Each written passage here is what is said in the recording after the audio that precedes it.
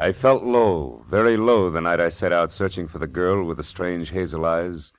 The fog which hung over Los Angeles didn't help, and I felt even worse when I found her. For by then I had death on my hands. From the pen of Raymond Chandler, outstanding author of crime fiction, comes his most famous character as CBS presents The Adventures of Philip Marlowe.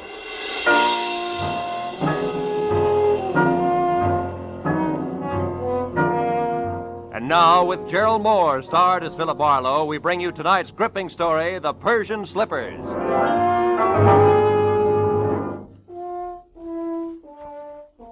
One of those thin, chilly fogs had sneaked in from the Pacific, and it hung vaguely to the streetlights along the Sunset Strip. It was a kind of a fog that you could see through, but everything was out of focus. It made you start wondering what you were going to do when you were 90 and you were all alone. I'd have liked to have spent the night in a room full of noisy extroverts playing charades. But instead, I had to eat a quick dinner and drive up into the secluded Hollywood Hills to meet a guy. A guy who had nothing but trouble on his mind. When I pushed the buzzer, I had the feeling of wishing I was someplace else. Carl Delaney himself opened the door. He was grim and brusque and to the point. Marlowe? That's right. Come in, Marlowe. I appreciate this. You're coming up here after business hours, I mean. I wouldn't have asked except, well, perhaps I waited too long as it is. Sit down. Thanks. Waited too long for what, Mr. Delaney? 36 hours ago, my wife disappeared. Marlowe, you've got to find her for me. Find her just as fast as you can. Wait a minute. Disappeared, you said. Would you mind playing that part back a little slower? Norma simply walked out that door, got in her car, and drove off to get hold of herself, as she always does when we've quarreled. And always before, she's come back in an hour or so. But this time... This time she simply didn't come back, is that it? Look, Mr. Delaney, I could... You'd better let me finish before you do anything. Lately, my wife has been brooding over something serious that she refused to discuss. I've caught her crying several times, and she's not a woman given to tears.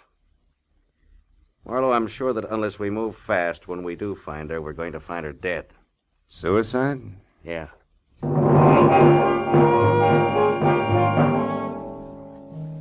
With his thick, blunt hand, Delaney reached for a color portrait lying face down on the table and gave it to me. I looked and saw the face of a dream. A beautiful dream with strange hazel eyes and soft black hair. I felt Delaney watching me as I glanced up in time to catch the fading end of a very ugly expression on his face. I handed the picture back to him, and he laid it on the table again, face down. Then he took me upstairs to Norma's room. It was a nice, frilly room, typically haunted by elusive, sweet smells. There was only one incongruous note. What was the horoscope doing on her desk? From the looks of a picture, I knew that Norma was attractive enough that she didn't need to look to the stars for a future. A horoscope? Yeah, you know how women are. Marlowe, will you find her for me? Well, I'll try. My rate is $25 a day plus expenses. And remember, you hired me to find her, not bring her back. Fair enough. You just find her. I'll be satisfied. I'll need a starting point. Were there any phone calls or letters or anything that might be a lead? What about friends? We have no close friends. Norma always stayed to herself. Wait, there was a phone call yesterday from, Madame Jeanette, I think it was. Who's that, a dressmaker? I haven't any idea. She wanted to speak to Mrs. Delaney. I told her Norma was out, and she asked that my wife call her when she got back. That's all there was to it. Anything else you can tell me? No. No, it's not much to go on. I'll see what I can do, Mr. Delaney. I'll be here all night, Marlowe. Call me if you need anything. I'll do that. Good night.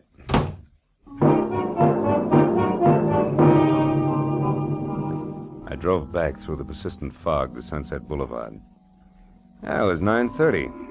I knew it was going to be like tracking a hummingbird through the petrified forest by the bent twigs, but I got a classified directory and I started digging. I checked the hairdressers, the manicurists, and the milliners, and I was just about to start on the interior decorators when I remembered the horoscope on Norma's desk. I quickly turned to the personal consultants. Yeah, there it was. Madame Jeanette. Her establishment, located in the dubious neighborhood south of Olvera Street, turned out to be a tacky cottage set back next to an alley. It was as dark inside as out. I was pounding on the door like a vampire at sunrise when a newsboy came up the path. Looking for Ma'am Jeanette? Yeah, you know her? Sure, she tells fortunes. Says I've got a great career line. You want to see it? Not right now, thanks. And I'll say for her that she's a sound sleeper. Maybe, but not so early as this. About this time, she's always hanging around that bar on the corner. Tonight, she's throwing a farewell party in there. Farewell party? Who for? Herself, she's leaving town. Oh, thanks a lot. Here, kid. Gee, a buck. My old man'll swear I've been shooting crap again.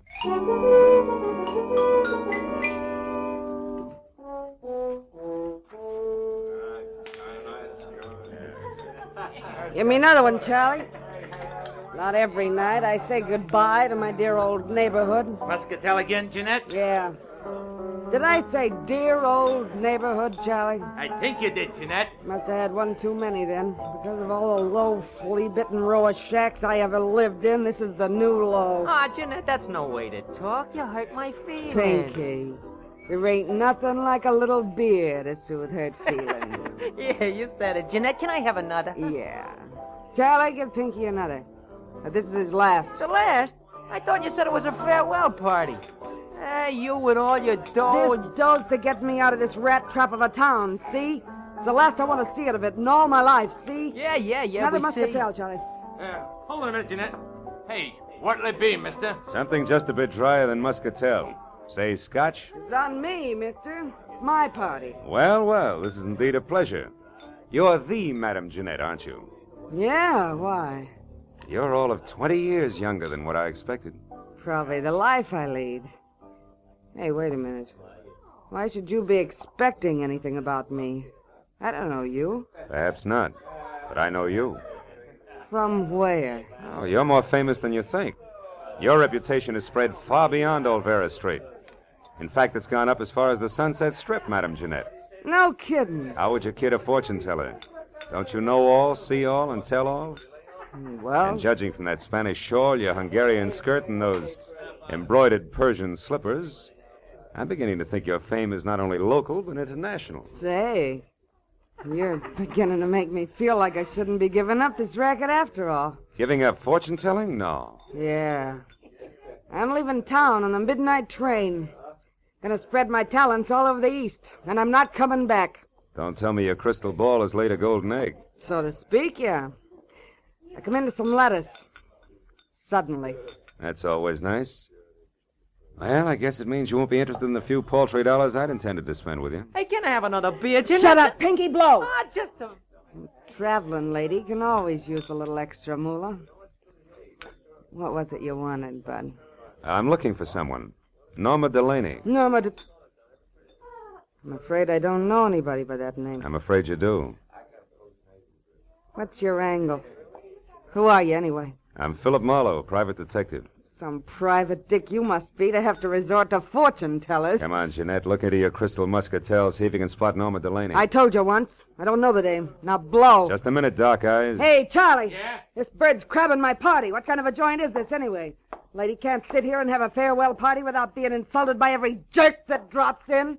Well, mister, I haven't finished my drink yet. you got pockets, ain't you?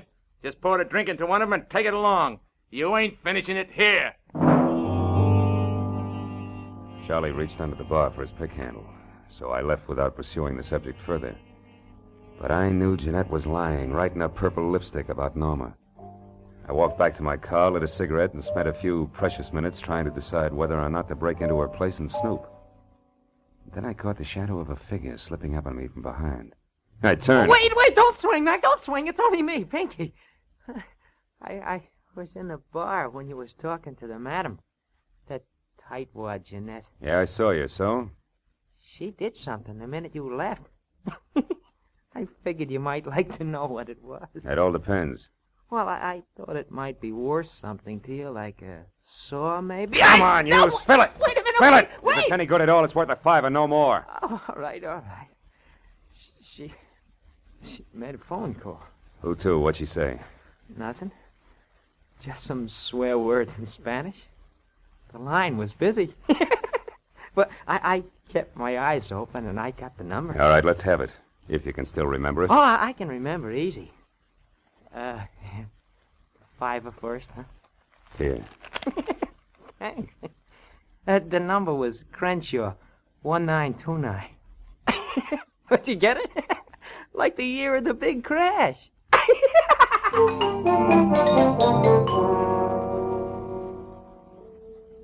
Thanks to the thirst of an underweight lush, I wasn't at the end of my rope yet. I drove as far as the nearest drugstore, dropped a nickel in the slot, and dialed. Crenshaw, the year of the big crash.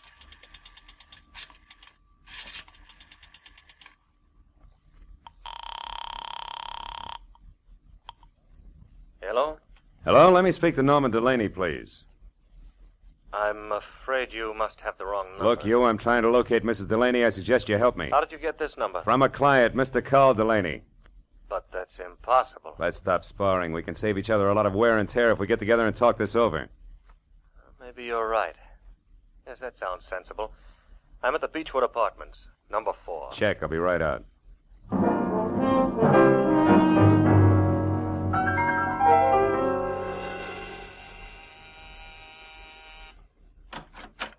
Mr. Pierre Gillum, it says here on the door. Yes. Are you the man who called? Uh-huh. Philip Marlowe. Come in, won't you? You said you were looking for Norma Delaney, Mr. Marlowe. Tell me what's wrong. Has anything happened to her? Well, her husband seems to think she might have killed herself, but I have a hunch that you might have something interesting to say. No, poor kid. Poor Norma. Well, I'll tell you what I can, Marlowe, but it isn't much. Oh, I'm all ears, and I'll sit, thanks. I was in love with Norma once, briefly, a long time ago. She was a wonderful girl, but her husband was insanely jealous. Mm-hmm. Even though she hadn't loved him for years, he refused to give her up. He even threatened to kill her first. Oh? Norma and I realized that serious trouble lay ahead, so we parted. Good friends. And I haven't seen her or heard from her in months. I buy it all but the last line. You have seen or heard from her, and recently. I'm not going to argue that. I've told you the truth. You can take it or leave it. I leave it. Suppose we both put our cards on the table. You lied to me when you said Carl Delaney gave you my number. I know because Madame Jeanette called me shortly after you did. Touché. But why did she run to call you at the mention of Norma's name if you two broke up months ago? And incidentally, how did that ersatz oracle Jeanette get mixed up in this in the first place? That is a long story, Marlowe. Good, I like long stories. I'll bet it begins just for a lark. Norma and I went down to Olvera Street once to have our palms read. Yes, that's exactly how it started. Madame Jeanette was an unusual woman, a character, you might say. Uh-huh. Well, we became friendly with her. Norma got quite sentimental about her.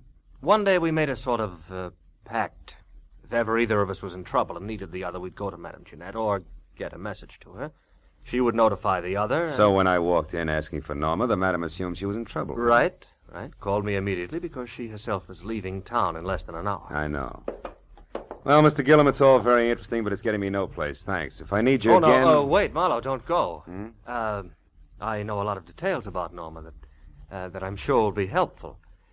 For instance, she drives a Nash coupe, a powder blue. Powder blue coupe, huh? Thanks, that'll help. Oh, and she has a fondness for white gloves. Wears them quite often. I see. Well, I better get moving. No, wait just a minute, Marlowe. I've got to go. Now, listen, Marlowe. I told you I was in a hurry. Now, take it easy. Stick around a while. Get away from that door. Look, just who do you think you are? Come busting in here, prying, asking questions, you dirty... Oh! You asked for it, Gillum. Oh! You got a left, too, huh? So have I, brother. I left Gillum sprawled all over his coffee table, as limp as a 5-cent salad. Outside, I glanced at my watch. Madame Jeanette's train left in 40 minutes. I ran through $22 worth of red lights, getting down to a cottage because I was sure Gillum's attempted stall was tied in with the departure, but I couldn't figure out why. That is, I couldn't until I switched out my lights and coasted to a stop in front of her place. Then I saw it. Half hidden in the shadows back of the house sat a powder blue coupe. I got up on the porch close to the front door and listened. Jeanette was talking to a woman. I couldn't catch what they were saying, but one thing was certain. The woman was Norma Delaney. All at once I realized the talk had stopped. That was my cue. I shoved open the door and went in. Jeanette sat at a table alone, facing me. Well, Mr. Marlowe, you've returned. What is it this time? I'd like my fortune told. Yeah? Now listen close, Gumshoe. I'll make this a short and snappy reading because I'm catching a train in 15 minutes. There's a woman very close to you. In fact, she's right behind you, sucker! What? Oh!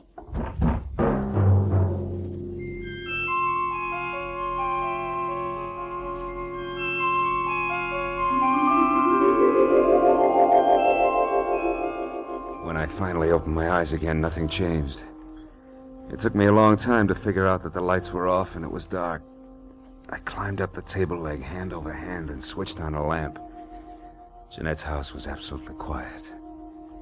I had caught a glimpse of a white glove holding what is known as a blunt instrument just before I dozed off. And that reminded me what I was down here for.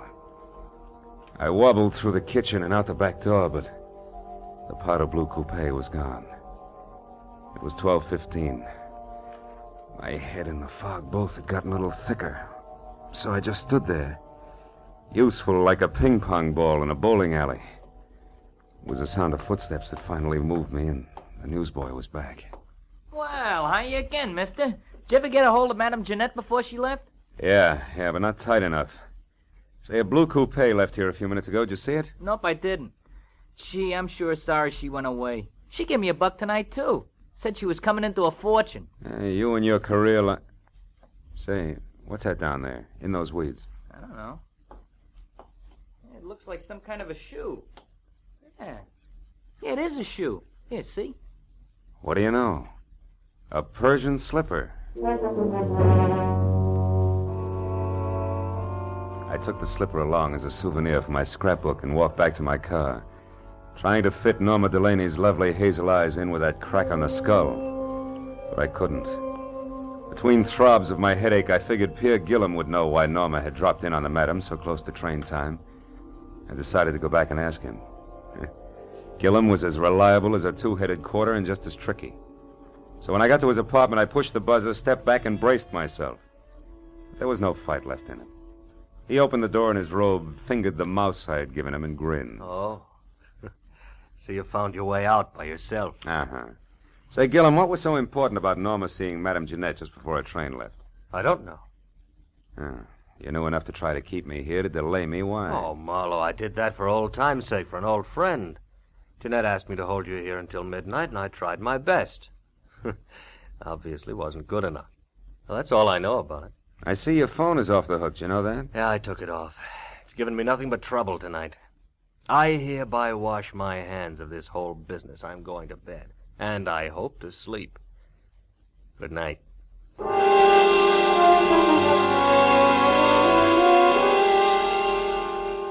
I envied him and left to call my client, Carl Delaney. He said he'd be in all night, but the phone kept ringing and ringing, and no one answered. I suddenly got a very creepy feeling. And 20 minutes later, I pulled to a stop at that small but elegant house. The lights were on, and I saw the powder blue coupe in the garage next to Carl's big black sedan. I ran up the steps. The front door was ajar, so I went in.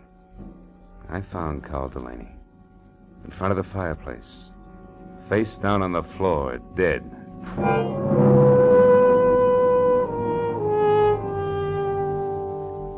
There was a handbag on a chair. I opened it. Compact, cigarettes, and a key to room 340 in the Bradford Arms Hotel. No identification. That color portrait of Norma was standing up on the table this time, and those searching hazel eyes seemed to follow me all the way to the telephone.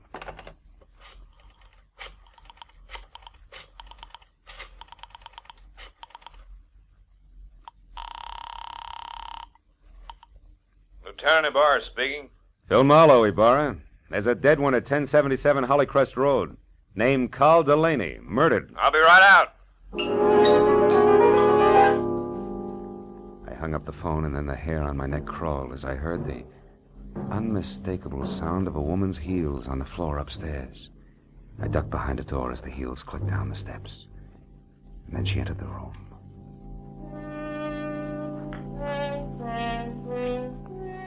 Norma Delaney was lovely. As lovely as a picture. She moved calmly and deliberately, put a note on the table, picked up the handbag, and then turned to face the door I was hiding behind. You can come out now, Mr. Marlowe. Hello, Mrs. Delaney.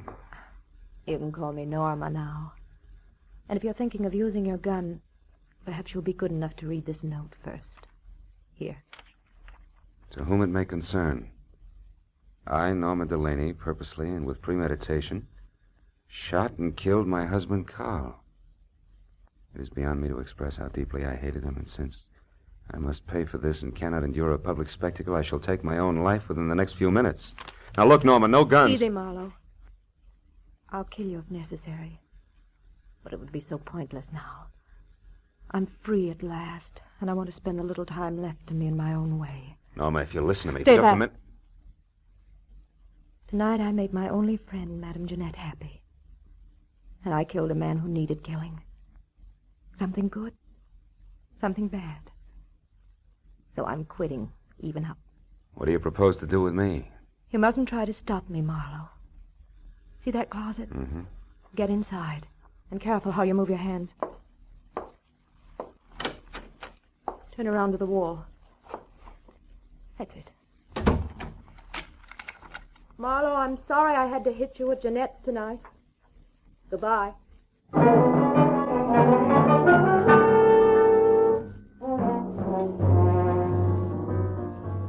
It took 3 shots to smash the lock on that closet door. I heard her driving away just as I got it open. In spite of what she'd said, I couldn't let her kill herself. I ran outside to my car. One glance under the hood was all it took. There was nothing left of the wiring but loose ends. I ran into the street and a miracle happened. The first time in my life, a taxi in Los Angeles when I wanted it. I'm sorry, fella. I'm gonna call. Skip it. This is an emergency. Hey, wait a minute. You Police can't... business. A girl is driving up the road in a blue coupe. We gotta catch her before she kills herself. Let's go.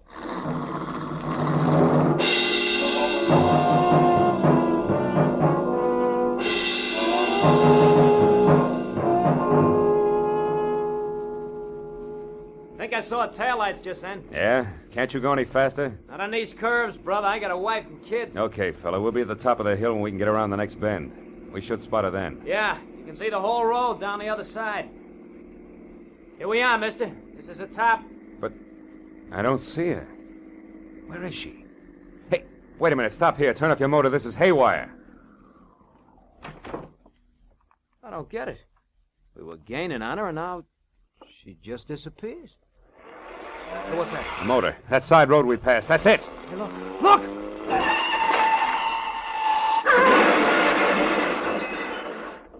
Holy smoke.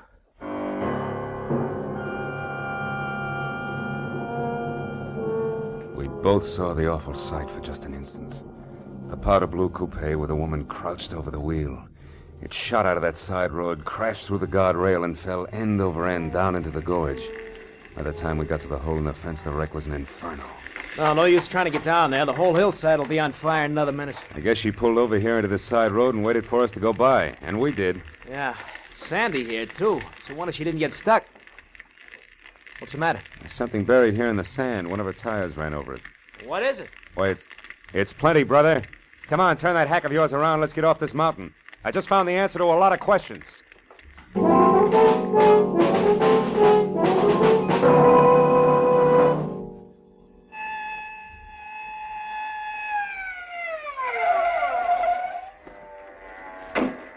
That you, Marlowe? Yeah, Lieutenant. We found the body and the wife's suicide note.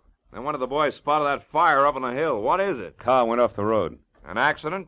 Or the suicide? Just a little of both, Ibarra, but we'll talk later. Right now, we got to go to the Bradford Arms Hotel on the double. And please, no siren.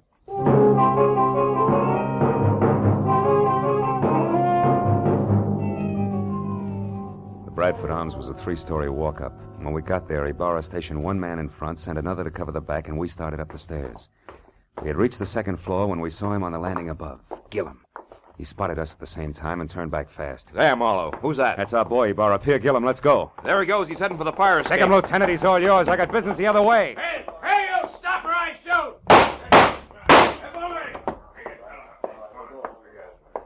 Room 336, 38, 340.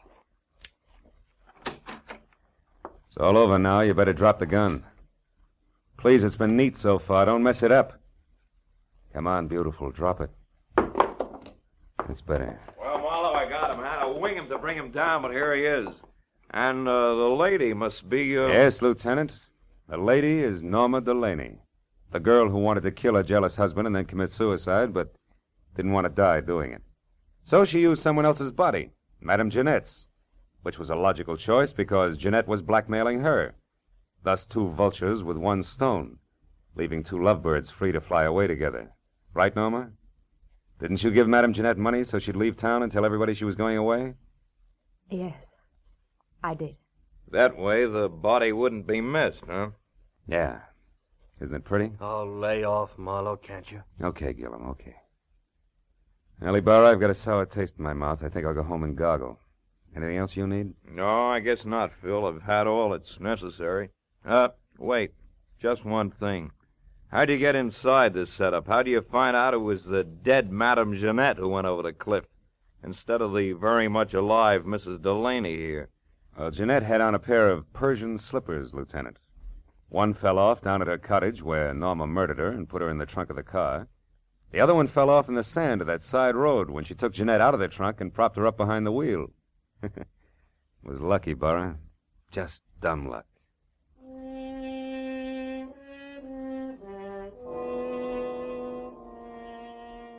I took a walk later. A long walk. All by myself. Through that thin, empty fog in the dark, empty streets.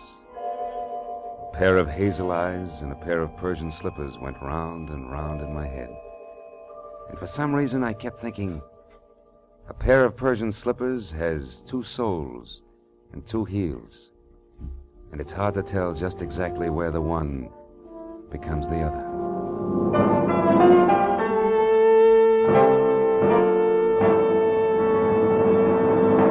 The Adventures of Philip Marlowe, created by Raymond Chandler, stars Gerald Moore and is produced and directed by Norman MacDonald. In tonight's story, The Persian Slippers, Virginia Gregg was heard as Madame Jeanette, with Larry Dobkin as Pierre Gillum and Louis Van Rooten as Carl Delaney. The additional players were Gene Bates as Norma Delaney, Gil Stratton Jr. as the newsboy, Frank Richards as the barkeep, and Tony Barrett as Pinky. Detective Lieutenant Ibarra was played by Jeff Corey. The special music was conceived and conducted by Ivan Ditmars.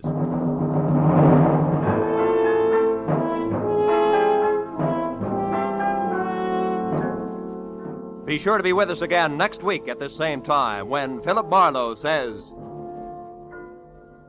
Sounded good, real good. A weekend at Malibu, expenses paid with a cash bonus thrown in. But that was before I knew about the henchman, the redhead, and the corpse.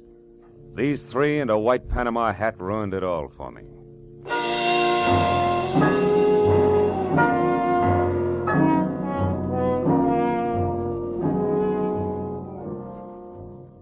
The big star-studded array of CBS Sunday shows starts tonight. 1, 2, 3, 4, 5 top entertainment programs that make listening to your CBS station a happy habit. 1, Cabin B-13, the popular dramatic show by John Dixon Carr, renowned mystery writer.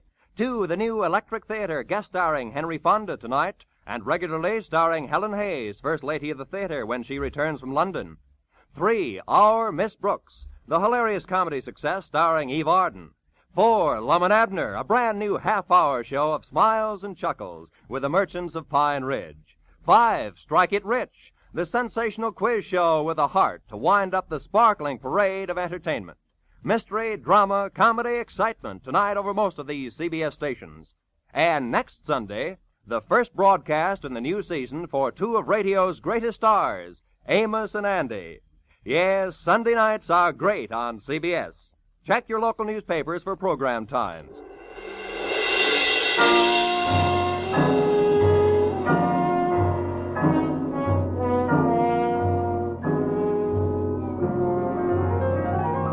This is Roy Rowan speaking for CBS, the Columbia Broadcasting System.